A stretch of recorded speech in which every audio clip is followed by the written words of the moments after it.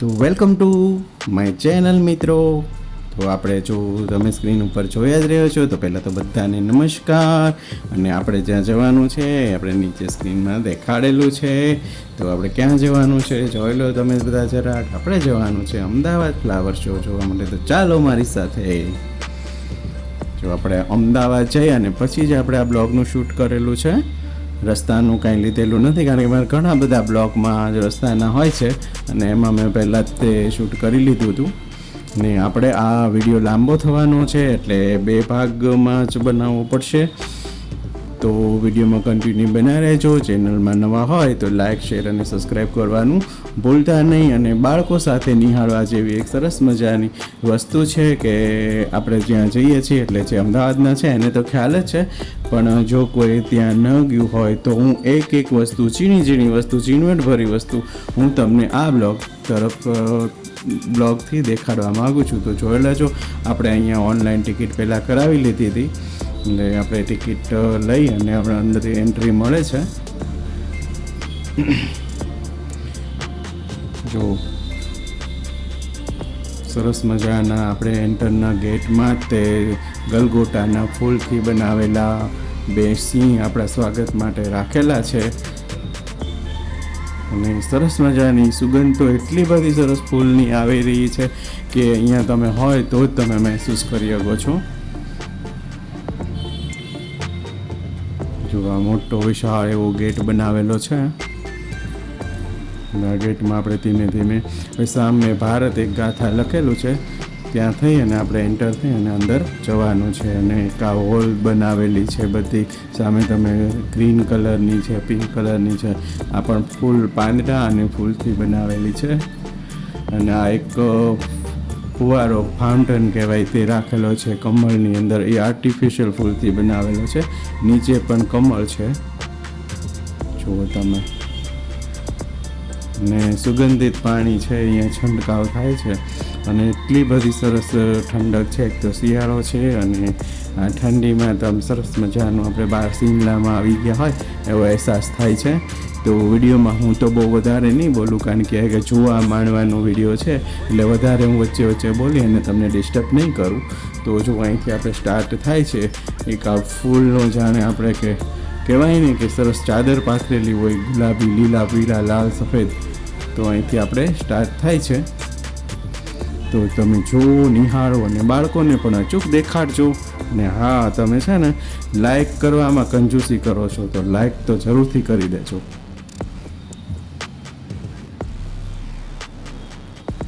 ત્યારનો બપોરનો સમય છે ને થતાં પબ્લિક કેટલી બધી છે અહીંયા.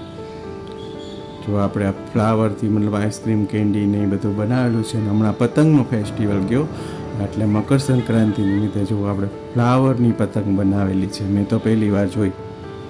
તમે જોયેલી છે કે કેમ ફ્લાવરની પતંગ તો કમેન્ટ જરૂરથી કરજો.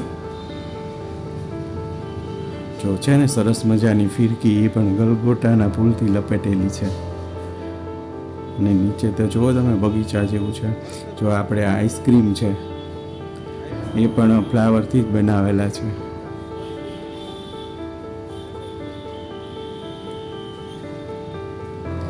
અને સુગંધ અને મધમાખી ને બધું એવું સરસ છે અહીંયા.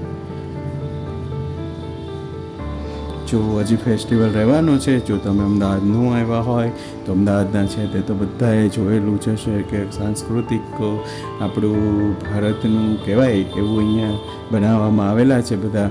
તો એકવાર આપણે અચૂક જો ન આવો તો અહીંયા જે આ છે ઝીણી વસ્તુ છે એનો ઉલ્લેખ કરવાનો છું અને બધું તમને દેખાડવાનો છું. તો આ બ્લોગમાં જોઈ લેજો અને બાળકોને દેખાડવાનું તો ભૂલતા જ નહીં.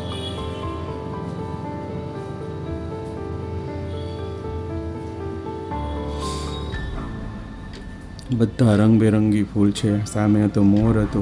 જો આ એક આપણો ચેતક ઘોડો છે એને પણ ફૂલના ચાદરથી ઢાંકેલો છે. આગળ આપણે જઈશું એટલે આપણા ઇન્ડિયાના જે ફેસ્ટિવલ છે એ બધા ફેસ્ટિવલ અને નૃત્ય છે એની કલાકૃતિઓ મૂકેલી છે. એ ફૂલોથી બનાવેલી છે. અને બાળકોને પ્રિય એવા કાર્ટૂન પણ ફૂલોથી બનાવેલા છે. જો તમે આ છે કાજુ કતરીનો થાળ છે. વિશાળ એવી કાજુ કતરી છે, મોટી બધી, અને એક ફૂલની થાળીમાં સજાવેલી પડી છે.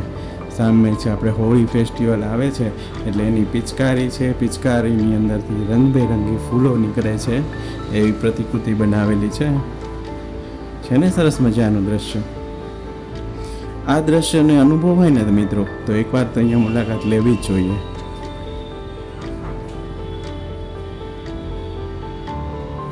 અને બધા મતલબ આ ફૂલો છે બધા બહારના છે. ઇન્ડિયન ફૂલ ઓછા છે પણ બહારથી વધારે લાવેલા છે. માવજત કરવી પડે છે. હવે આપણે આ ફેસ્ટિવલનો ગેટ છે, હવે એની અંદર આપણે એન્ટર થશું. ભારતના જે આપણા નૃત્ય છે એની બધી કલાકૃતિ ફૂલથી બનાવેલી છે. તો હવે આપણે આગળ એ નિહાળશું.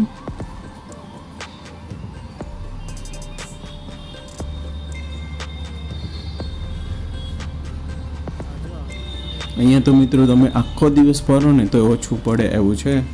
તો પહેલાં જ ઇન્ટરમાં આપણે જે પંજાબી ભાંગડા નૃત્ય છે જો તમને છે ને સરસ મજાનું, એને પણ ફૂલ પુષ્પોથી તે સુશોભિત કરેલું છે. જે હાથમાં ઢોલક છે એને પણ ફૂલથી બનાવેલું છે. અને નીચે જે આ ચાદર પાથરેલી હોય એ પુષ્પો કેવા સરસ લાગે છે. અને એમાં જે મધમાખીઓ છે, ઝૂમ કરીને હું તમને બતાવીશ કે કેટલી બધી મધમાખી છે અને સુગંધ તો એટલી સરસ આવી રહી છે ને.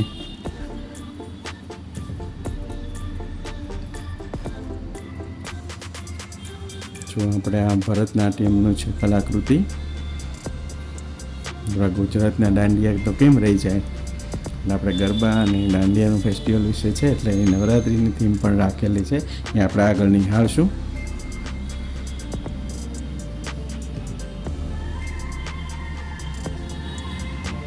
સામે એક છે મોર દેખાય છે, મોટો બધો વિશાળકાય મોર મૂકેલો છે. હું ઝૂમ કરું છું.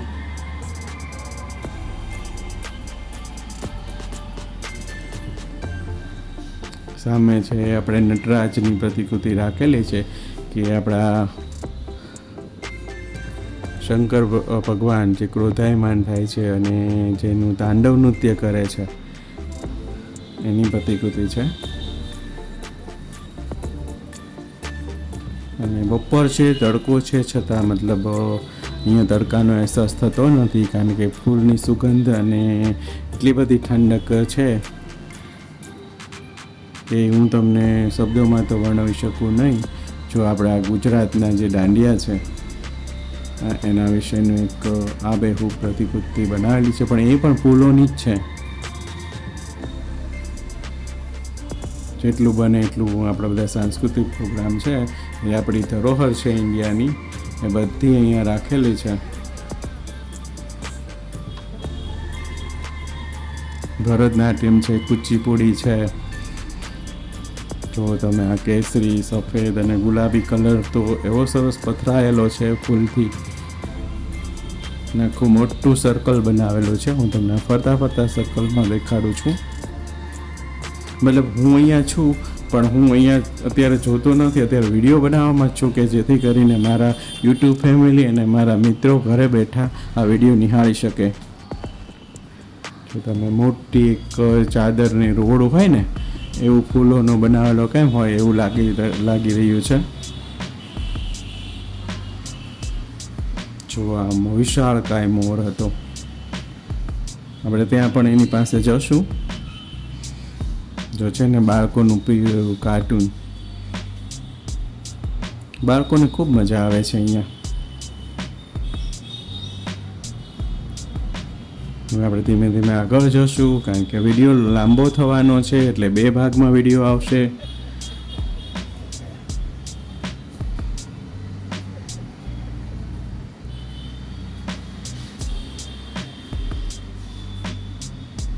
બધા બાળકોના કાર્ટૂન છે એ છે. અને આપણે એક કૃષ્ણ ભગવાન અને અર્જુનનું જે ગીતા પાઠ આપે છે મહાભારતમાં, જ્યારે આપણા જય શ્રી રામ બેઠા છે અને આ રામ ભગવાન છે એને જ્યારે ખિસકોલીથી કહેવાય છે કે થોડું થોડું જેટલું આવતું હતું રેતી ને એવું છે એ સેતુ બનાવવા માટે તેની ખિસકોલી જતી હતી એટલે રામના આશીર્વાદ લેતી હતી. આ એવી પ્રતિકૃતિ બનાવેલી છે. તો બધા વિડીયોમાં બોલ્યું કહેજો કે જય શ્રી રામ. આવું સરસ મજાનું દ્રશ્ય મેં તો પહેલી વાર જ જોયું છે કે શ્રી રામ પાસે જે ખિસકોલી છે નાની અને એ પણ લંકા જવા માટે સેતુ બનાવવામાં મદદ કરતી હતી અને એના ભગવાન શ્રી રામના આશીર્વાદ લેતી હતી. આ એ પ્રતિકૃતિ મૂકેલી છે અને આગળ આપણે ભોળાનાથ તો બધાને દેખાણા જ હશે. ત્યાં ધીમે ધીમે જઈએ હવે. તમે તો વિડીયોમાં બન્યા રહેજો, વગર સ્કીપ કર્યા વગર જોશો તો જ વિડીયોમાં મજા આવશે. સરસ મજાનો એક આ વિડીયો છે. જો છે ને આપણે હિમાલયમાં બરફમાં બેઠેલા આપણા શિવજી હર હર મહાદેવ જે ગંગાનું જે શિવજીની જટામાંથી નીકળી રહ્યા છે એ બધી વ્હાઇટ ફૂલથી બનાવેલી છે ને શંકર ભગવાન છે ધ્યાન મગ્નમાં બેઠા હોય એવું લાગી રહ્યું છે. અને અહીં એટલી બધી ઠંડક લાગે છે કે જાણે આપણે હિમાલયમાં જ ઊભા હોય છે. જો તમે આ સુંદર મજાના પુષ્પો છે તમને નીચેથી ઝૂમ કરીને દેખાડું છું. છે ને રંગબેરંગી લાલ, લીલા, પીળા, સફેદ બધા કલરના પુષ્પો છે. તમે જરાક આમ નજર નાખીને જોશો ને એટલે તમને એમાં માખી, બધી મધમાખી છે ફૂલો પાસે બમણે છે, ઉડે છે એ પણ દેખાશે.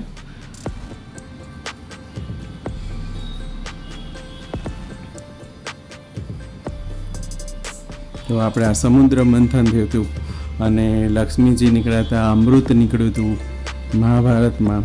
આ બધી એની પ્રતિકૃતિ બનાવેલી છે કે બધા દેવ અને દાનવો છે અમૃત મંથન કરી રહ્યા છે. મતલબ અમૃત મંથન નહીં પણ સમુદ્ર મંથન કરી રહ્યા છે. આ એનું છે અને અમૃત એમાંથી નીકળ્યું હતું. લક્ષ્મીજી નીકળ્યા હતા, એના પણ શેષનાગ નીકળ્યા હતા, જો શંખ નીકળ્યો હતો. આ બધું ત્યાં પાસે ફૂલોનું સુશોભિત કરી અને મૂકેલું છે. પાછળ છે એ લક્ષ્મીજીનો કુંભ છે, બધું નીકળેલું છે. અમૃત કળશ નીકળેલો છે એ પણ રાખેલું છે બધું. તો આપણું આ સમુદ્ર મંથન થઈ ગયું. જો દેખાય છે ને સરસ મજાને. આ કોઈ આર્ટિફિશિયલ ફૂલ નથી હો મિત્રો, અહીંયા ખીલેલા છે. જો તમે માખી પણ છે કારણ કે આર્ટિફિશિયલ ફૂલોમાં માખી ન હોય. તો હવે આપણે પાર્ટ 2 જોવાનો રહ્યો તો વધુ આપણે શેર સબસ્ક્રાઈબ કરવાનું ભૂલતા નહીં.